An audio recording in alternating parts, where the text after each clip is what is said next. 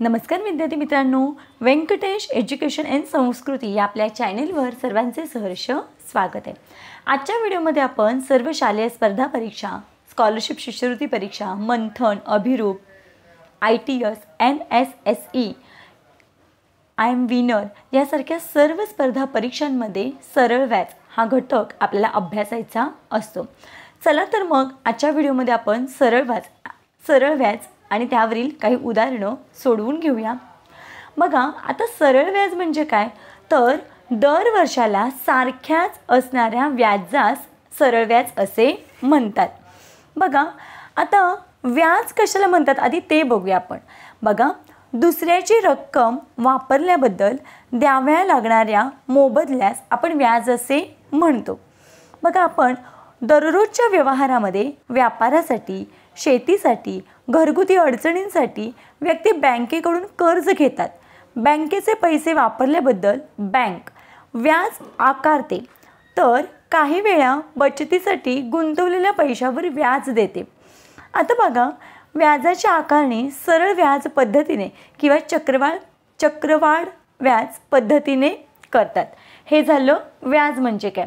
आता सरळ व्याजची जर व्याख्या आपण इथे बघितलेली आहे। आता सरळ व्याजाचे काही गुणधर्म आहेत। मग सरळ व्याजामध्ये कोणकोणत्या गोष्टी महत्त्वाच्या आहेत, तर बघा, सगळ्यात महत्त्वाचं म्हणजे दर, दुसरी आहे मुद्दल, मुदत आणि रास।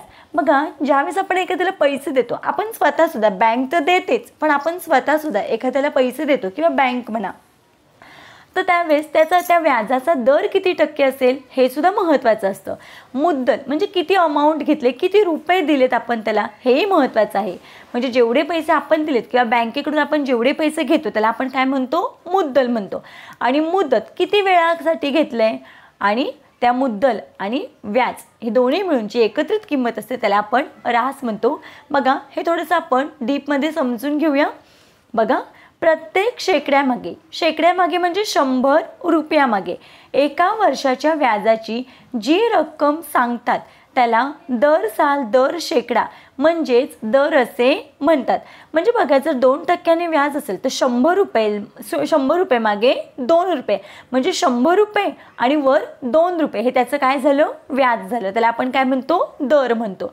आता बघा, मुद्दल म्हणजे काय, व्याजाने घेतलेल्या रकमेस मुद्दल म्हणतात। म्हणजे आपण बँकेकडून केवढे पैसे घेतलेत त्याला काय म्हणायचं, मुद्दल। तिसरं बघा, व्याजाने घेतलेली रक्कम व त्यावरील व्याज मिळून जितके दिवस वापरतो त्या दिवसांना आपण मुदत असे म्हणतो। मग काही जण 5 वर्षासाठी, काही जण 10 वर्षासाठी असं आपण काय करतो, व्याज घेत असतो। आता बघा, रास म्हणजे काय, तर बघा, व्याजाने घेतलेली रक्कम व त्यावरील व्याज मिळून होणाऱ्या रकमेस रास असे म्हणतात। आता बघा, मी 100 रुपये घेतले आणि किती टक्के दराने घेतले, 2% दराने। मग 100 रुपये मागे माझं वर्षाचं व्याज किती झालं, 2 रुपये। तर मला देताना किती रुपये द्यायचे, मग माझी रास किती, 100 अधिक 2 हे घेतलेलं रक्कम आणि हे माझं व्याज। मग 100 अधिक 2 बरोबर किती झालं, हे 102 रुपये। बघा, आता सरळ व्याजाचं सूत्र बघूया। सरळ व्याजाचं सूत्र बरोबर मुद्दल गुणिले दर गुणिले मुदत भागिले 100। आता हे झालं सरळ व्याजाचं सूत्र। आपल्याला सरळ व्याजावरचं कोणतेही गणित असेल तरी आपल्याला या सूत्रानुसारच बाकीची सूत्र सुद्धा तयार करायची आहेत, किंवा हे सूत्र लिहिलं तरी आपलं उत्तर मिळणार आहे। मग त्याच्यामध्ये आपल्याला मुद्दल विचारू दे, दर विचारू दे किंवा मुदत विचारू दे, फक्त आपल्याला हे एकच सूत्र वापरायचं आहे। चला आपण गणित बघूया। बघा, पहिलं उदाहरण इथे आहे, दशादशे 10 दराने 500 रुपयांचे 2 वर्षाचे सरळ व्याज किती। आता सगळ्यात महत्त्वाचं म्हणजे बघा, जी माहिती आपल्याला दिली ती आपण इथे लिहून घेऊया।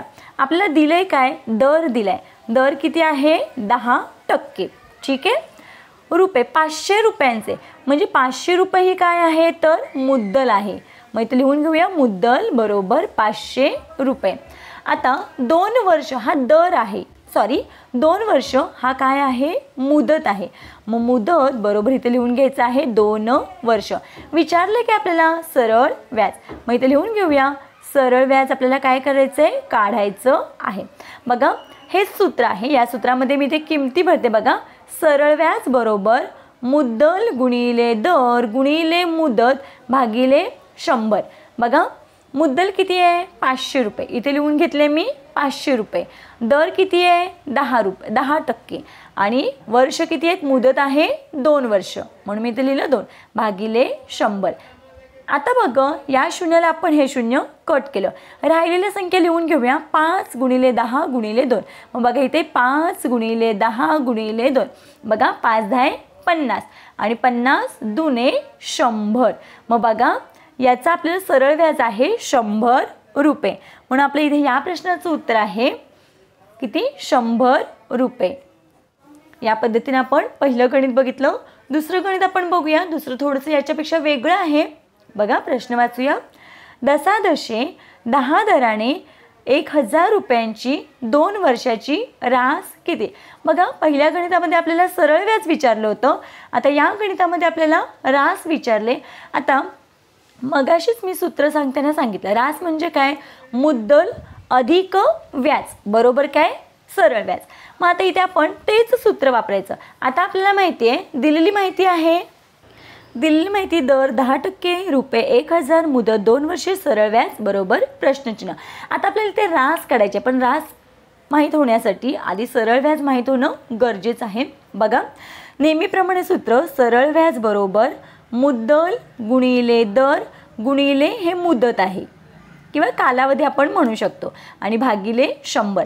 आता दिलेली माहिती मुद्दल किती आहे 1000 रुपये गुणिले दर आहे 10% आणि वर्ष आहेत 2 वर्ष भागिले 100.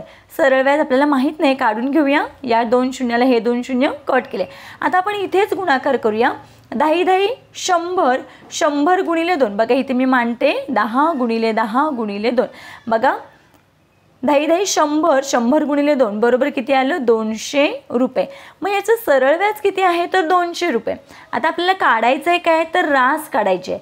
मग बघा रासचं सूत्र काय आहे, मुद्दल अधिक व्याज.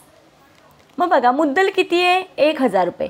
मग इथे लिहून घेऊया 1000 रुपये मुद्दल आणि व्याज आत्ता आपण काढलं 200 रुपये. मग बघा 1000 अधिक 200 बरोबर किती झालं 1200 रुपये. मग आपली इथे रास आहे 1200 रुपये.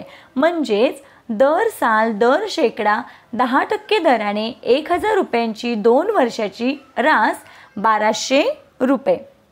या पद्धतीने आपल्याला हे प्रश्न सोडवायचे आहेत. अजून एक उदाहरण घेऊया आपण. पुढचा प्रश्न बघा. दर साल दर शेकडा 8 दराने एका रकमेचे 2 वर्षाचे सरळ व्याज 96 रुपये येते. ती रक्कम कोणती. नेहमीप्रमाणे दर आहे 8%. रक्कम एका रकमेचे म्हणजे इथे आपल्याला रक्कम माहिती आहे का नाही माहीत, फक्त आपल्याला मुदत माहिती आहे. मुदत आहे 2 वर्ष आणि हे 96 रुपये काय आहे सरळ व्याज आहे. मग सरळ व्याज बरोबर लिहून घेऊया 96 रुपये. आपल्याला मुद्दल काढायची आहे. मग बघा मुद्दल काढूया. तर ती रक्कम कोणती, रक्कम म्हणजेच मुद्दल काढायचं आहे. बघा प्रश्न कोणताही असू दे आपल्याला सूत्र एकच लक्षात ठेवायचं आहे.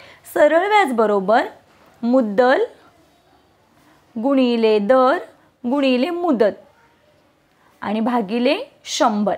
आता बघा मुद्दल माहीत नाही त्याच्या ठिकाणी आपण मुद्दलचा मूळ लिहूया फक्त.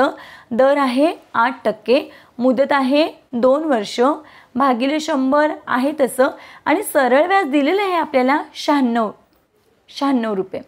मग बघा आता काय करायचं आहे, हे 100 इथे भागाकार आहे, इकडे गेल्यावर काय होईल गुणाकार. मग बघा हे 96 आहे तसं लिहून घेऊया. हे भागाकाराच्या रूपात आहे, इकडे बरोबर चिन्हाच्या पलीकडे आल्यावर काय होतं त्याचं भागाकाराचं गुणाकार. आता हे आहे ते वर आहे, इकडे आल्यावर खाली येणार. मग 8 गुणिले 2 बरोबर मुद्दल. बघा आपण असं का केलं तर आपल्याला मुद्दल काढायचे म्हणून. आता बघा इथे खूप सोपा भाग जातोय. 8 एके 8.